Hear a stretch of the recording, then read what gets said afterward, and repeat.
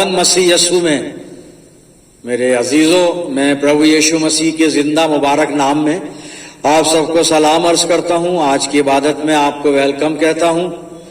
प्रियजनों, मैं हमेशा आपके लिए प्रार्थना करता हूं कि प्रभु का अनुग्रह हमेशा आपको सुरक्षित रखे। परमेश्वर का धन्यवाद करते हैं आज की आत्मिक संगति के लिए। खुदा बाप ने हमें एक और मौका इनायत फरमाया कि हम उसके कदमों पर बैठकर उसके पाक कलाम को सुन सकते हैं और समझ सकते हैं।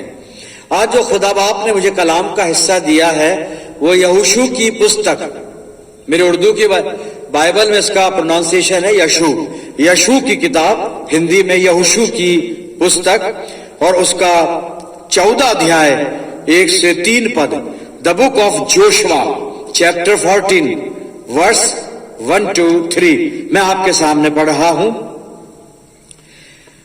और वो हिस्से जिनको कनान के मुल्क में बनी इस्राएल ने मिरास के तौर पर पाया और जिनको एलियाजर काहिन और नून के बेटे यशू और बनी इस्राएल के कबीलों के आबाई खानदानों के सरदारों ने उनको तकसीम किया, ये हैं। उनकी मिरास कुरा से दी गई, जैसा खुदावन ने 9.5 कबीलों के हक में मूसा को हुक्म दिया था, क्योंकि मूसा ने यरदन के उस पार 2.5 कबीलों की मिरास उनको दे दी थी, पर उसने लावियों को उनके दरमियान कुछ मिरास नहीं दी। खुदा की बड़ी बरकत उसके पाक कलाम के पढ़े जाने और सुने जाने पर हो, आमीन। आइए दुआ करें। खुदावन मसीह यीशु में प्यारे आसमानी बाप, हम तेरे बेटे और तेरी बेटियां तेरे पाक कदमों पर सरबा सुजूद हैं, इस ईमान के साथ कि हमारा जिंदा सच्चा खुदा हमारे बीच में मौजूद है। पिता परमेश्वर, ये समय है तेरे वचन पर मेडिटेशन करने का। हम सबको पाक रूह का मसा अता फरमा कि हम पवित्र आत्मा की अगुवाई में होकर तेरे वचन को सीखें, इसको समझें और अपनी जिंदगियों में इसे आत्मसात करें प्रभु जी, और ये हमारी जिंदगियों में काम कर सके। परम पिता परमेश्वर, तुझसे इल्तिजा करते हैं, वचन का बीज जब हमारे दिल की जमीन में बोया जाए तो हमारी जिंदगियों में फलवंत हो।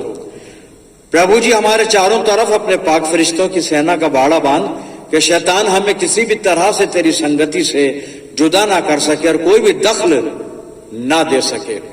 अपनी जिंदगियों को तेरे इख्तियार में देते हैं पिता परमेश्वर, और इस दुआ को तेरे प्यारे और इकलौते बेटे अपने नजात दहिंदा खुदावंद यीशु मसीह के जिंदा और मुबारक नाम के वसीले से मांगते हैं, सुन और कबूल फरमा, आमीन। अजीजों, एक बार फिर परमेश्वर का धन्यवाद करते हैं। और अभी जो मैंने कलाम का हिस्सा पढ़ा यहोशू की पुस्तक में से, या यशू की किताब कह लें, उर्दू में यशू और इंग्लिश में the book of Joshua chapter 14 verse 1 to 3, और इसकी तीसरी आयत मैं रिपीट करूंगा, वर्स 3, जोशुआ चैप्टर 14 वर्स 3 मैं रिपीट कर रहा हूं। आप अपनी बाइबल में देखें यहाँ पे क्या लिखा है। क्योंकि मूसा ने यरदन के उस पार 2.5 कबीलों की मिरास उनको दे दी थी, पर उसने लावियों को उनके दरमियान कुछ मिरास नहीं दी।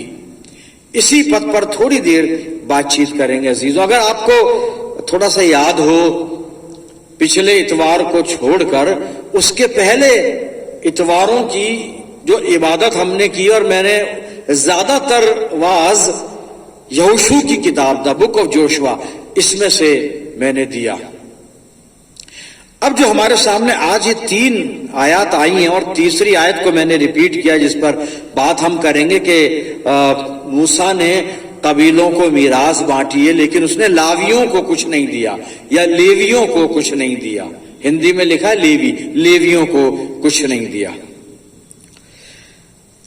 थोड़ा सा पसे मंजर बयान कर दूं। अब इस्राएल लोग कनान देश में आकर रहने लगे हैं। इन्होंने अन्य जातियों को पराजित करके और कनान देश पर कब्जा कर लिया है।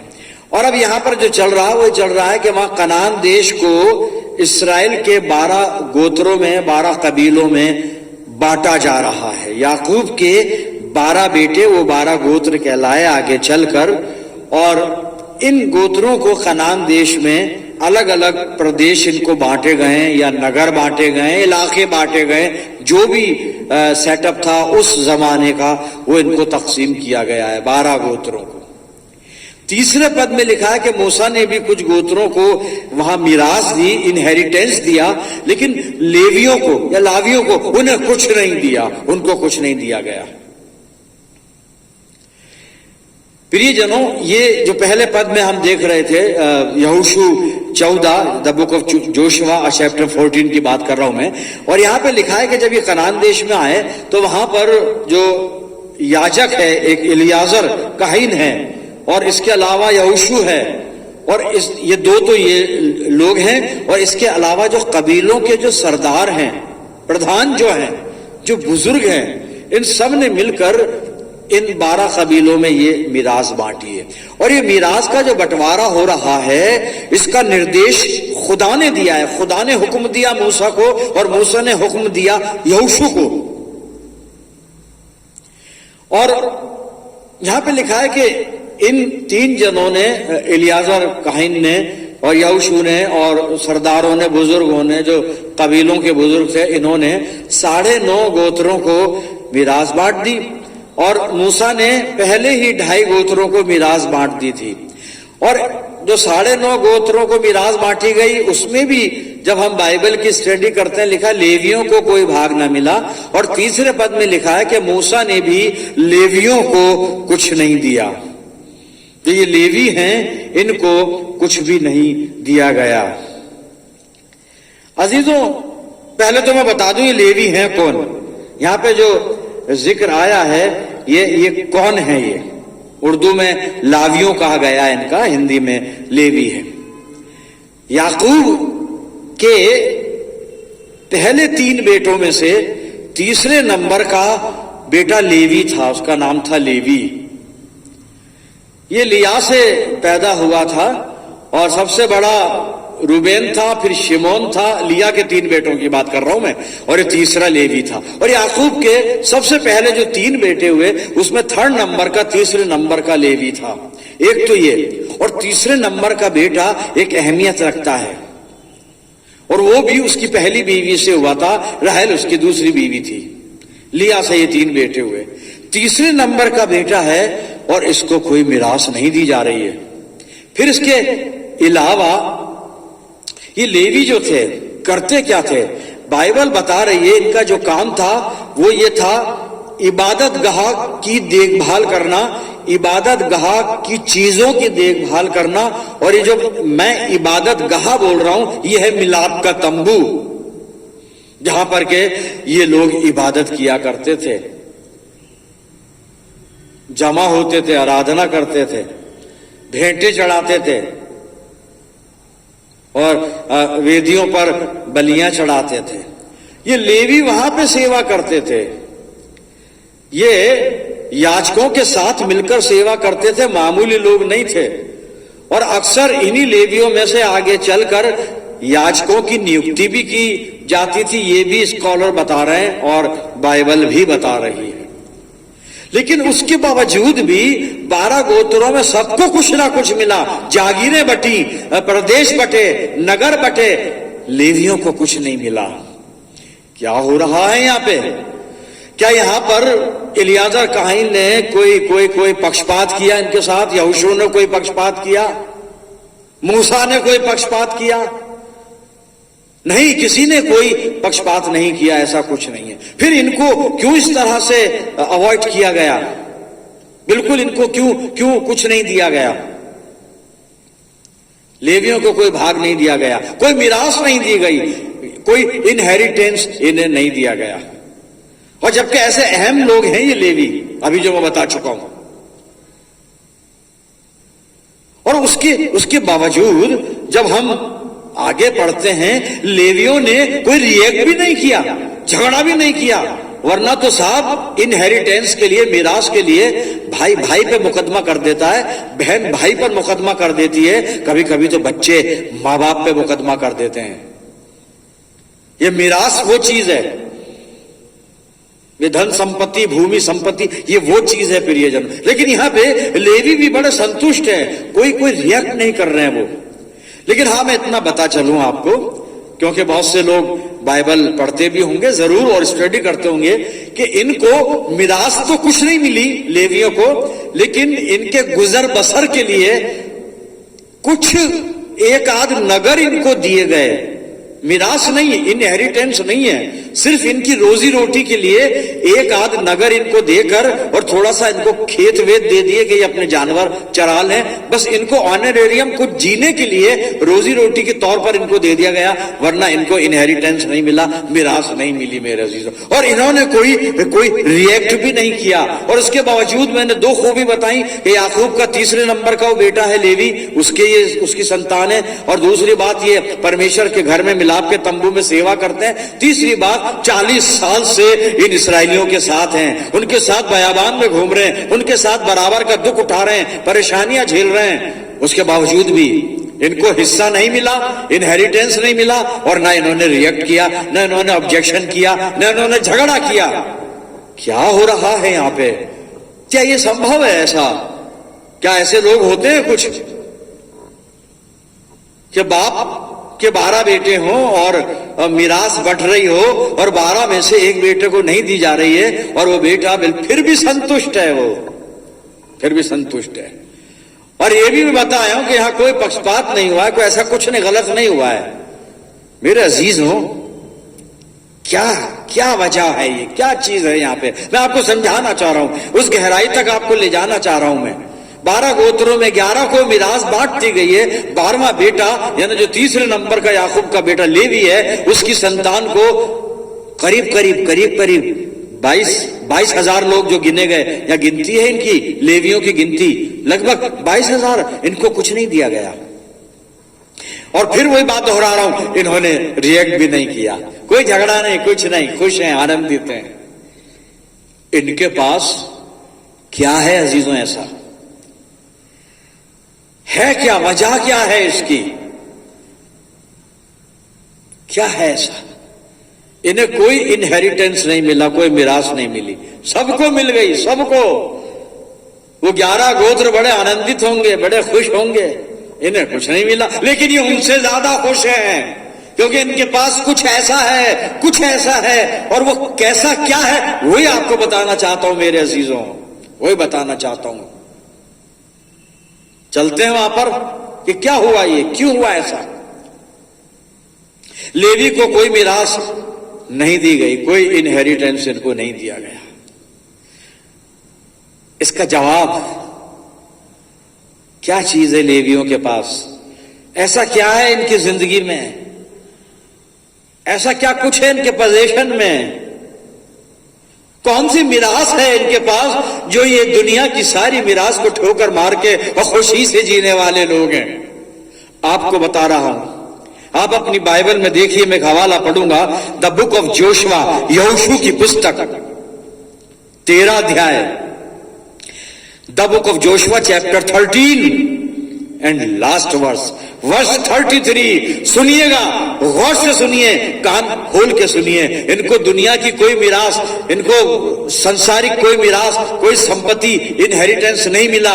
इनको क्यों नहीं मिला? सुनिए, उसका जवाब बाइबल दे रही है। यहोशू की पुस्तक 13 अध्याय 33 पद, the book of Joshua chapter 13 and verse 33। सुनिए, लेकिन लावी के कबीले को मूसा ने कोई मिरास नहीं दी। वही बात दोहराई जा रही है 13वें अध्याय में भी। लेकिन लावी के कबीले को मूसा ने कोई मिरास नहीं दी, क्योंकि खुदावन इस्राएल का खुदा उनकी मिरास है, परमेश्वर उनकी मिरास है, परमेश्वर उनकी मिरास है। ये बाइबल में पढ़ रहा हूं, इंग्लिश में सुनिए क्या लिखा है। The Lord God of Israel was their inheritance. खुदावन इस्राएल का खुदा उनकी मिरास था।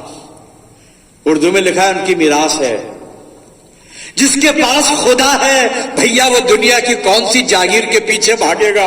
जिसके पास परमेश्वर है वो दुनिया की कौन सी चीज के पीछे लालसा करेगा, ललचाएगा, बेचैन रहेगा? जिसके पास परमेश्वर है। इनके हिस्से में खुदा है, क्योंकि उन 11 गोत्रों के लिए नहीं लिखा है कि उनकी मिरास परमेश्वर। हाँ, उनका परमेश्वर तो होगा, खुदा तो सबका खुदा है भाई, लेकिन खुदा मिरास किसकी है?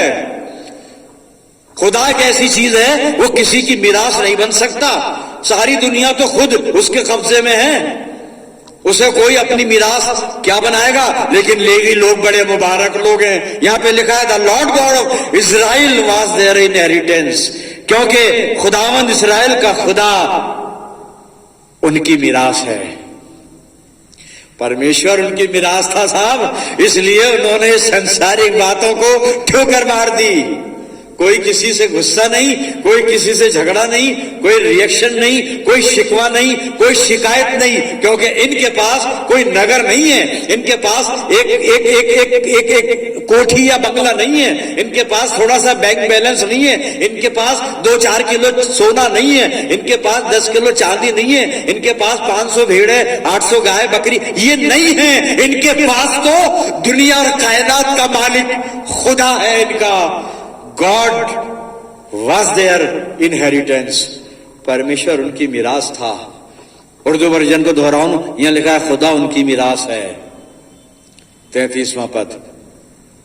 फिर दोहरा दूं एक बार, यहां पे लिखा है लेकिन लावी के कबीले को मूसा ने कोई मिरास नहीं दी, क्योंकि खुदावंद इस्राएल का खुदा उनकी मिरास है। प्रियजनों, आपकी मिरास क्या है? खुद से भी पूछ रहा हूं, मेरी मिरास क्या है? मेरे इनहेरिटेंस में क्या है? एक मकान है 3 मंजिला, 2 कारें हैं, 10-15 लाख एफडी है, नाशवान चीजें भरी पड़ी हैं घर में, 2-4 तोला सोना है। जब मैं मरूंगा तो मेरे लिए वो ठीकरा बन जाएगा। या फिर मेरे पास खुदा है, मेरी जिंदगी में खुदा है जो यहां भी मेरे साथ है, और मैं मरूंगा उसके बाद भी मेरे साथ रहेगा, स्वर्गीय स्थानों में भी मेरे साथ रहेगा, अनंत जीवन में भी मेरे साथ रहेगा, और दुनिया में तो मेरे साथ है ही, मेरे दिल में, मेरी जिंदगी में है। आपकी मिरास क्या है? थोड़ा गौर करें अपनी जिंदगी पर। खुदा आपको बरकत दे, परमेश्वर आपको आशीष दे। जो कुछ आपकी बिलोंगिंग्स है दुनिया में खुदा का दिया हुआ है, परमेश्वर का धन्यवाद करते हैं। लेकिन असल मिरास तो यह है जो कभी मिटेगी नहीं और हमसे छीनी नहीं जाएगी। हमारे जो मिरास है ना, इनहेरिटेंस, ये तो साहब सब छिन जाएगी, सब छिन जाएगी। दम निकला और सब कुछ निकला। और दम क्या निकलेगा? हम खुद निकल जाएंगे, दुनिया से निकल जाएंगे, घर वाले भी निकाल देंगे, समाज वाले भी निकाल देंगे, ताबूत में बंद करेंगे, रख के आ जाएंगे कि अब तू निकला हुआ ही ठीक है, अब तेरी जरूरत नहीं, क्योंकि तू खाक है, खाक में जा। इनहेरिटेंस क्या है आपके पास? संसारिक बातें, संसारिक चीजें, संसारिक वस्तुएं, सोना चांदी हो सकता है, हीरा डायमंड, या फिर या खुदा। क्या चीज है आपके पास? आपके हिस्से में क्या है? मुबारक वो है जिनकी जिंदगी में खुदा मौजूद है मेरे अजीजों, जिनकी मिरास परमेश्वर है, जिनका इनहेरिटेंस खुदा है। आखिरी हवाला मैं आपके सामने रख रहा हूं, प्रेरितों के कार्य, the book of Acts of Apostle chapter 3 and verse 2 6 and 6 verse जो है, 6ठी आयत में थोड़ा सा कोट करूंगा। प्रेरितों के काम, Acts, the book of Acts chapter 3 and verse 6 को आप नोट कर लें। और यहां पर पतरस यूहन्ना हैकल में जा रहे हैं और वहां एक जन्म के लंगड़े को लाया जा रहा है। मैं बड़े संक्षिप्त में बताऊंगा क्योंकि कई बार इसको मैंने इसका हवाला दिया है। और जन्म का लंगड़ा पतरस की तरफ देख रहा है, कुछ सिक्के मिल जाए, कुछ नोट मिल जाए, कुछ पैसा मिल जाए, कुछ करेंसी मिल जाए, चर्च की दहलीज पे बैठे हैं, कुछ मिल जाए, कोई एक प्लॉट ही मिल जाए, चर्च की दहलीज, कुछ तो मिल जाए।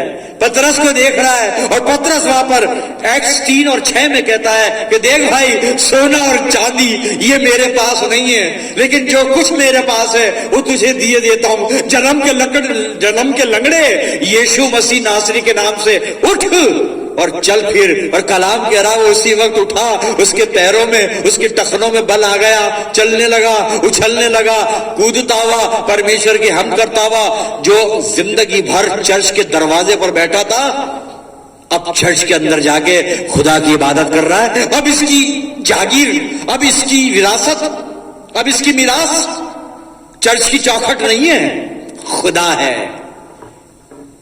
मेरे अजीजों, इससे पहले कि मैं आखिरी दुआ करूं, इस सवाल छोड़ रहा हूं, आपके पास क्या मिरास है?